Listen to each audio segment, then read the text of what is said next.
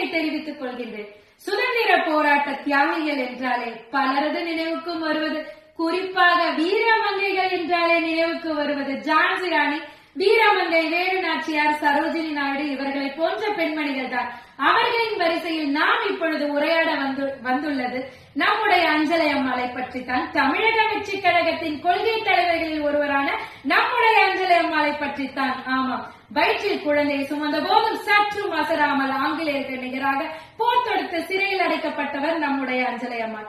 1921 ஒத்துழையாமை இயக்கத்தில் காந்தியடிகளின் கொள்கையின் மீது கொண்ட ஈடுபாட்டினால் ஈடுபட்டார், ஈர்க்கப்பட்டார். 1931 அகில பாரத மகளிர் காங்கிரஸ் கூட்டத்திற்கு தலைமை தாங்கினார். அத்தருணத்தில் ஆங்கிலேயர்களால் மிகவும் வன்மையாக தாக்கப்பட்டார். 1932 பெண்களுக்கு நடக்கும் வன்மைகளை தடுப்பதற்காகவே மது ஒழிப்பு கொள்கைக்கு ஆதரவாக கள்ளுக்கடை மறியலில் ஈடுபட்டார். காந்தியடிகளின் மீது கொண்ட பற்றின் காரணமாக அவர்களை பலமுறை சந்திக்க முயன்ற போது முடியாத காரணத்தினால் ஒரு சமயம் பர்தா அணிந்து அவரை காண முற்பட்டாராம். அதனை அறிந்த மகாத்மா காந்தியடிகள் அவரை தென்னாட்டு ஜான்சி ராணி என பாராட்டினாராம். தமிழக அரசின் சார்பாக சுதந்திர தியாகிகளுக்கெனவே கொடுக்கப்பட்ட ஓய்வூதியத்தையும் மறுத்தாராம் நமது அஞ்சலை அம்மாள்.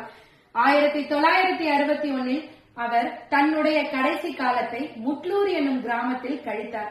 இதற்கெனவே தமிழக அரசின் சார்பாகவே அருட்பெரும் தியாகம் புரிந்த நமது அஞ்சலை அம்மாளுக்காகவே கடலூர் மாவட்டத்தில் காந்தி பூங்காவில் சிலை நிறுவி பெருமைப்படுத்தினார்களாம்.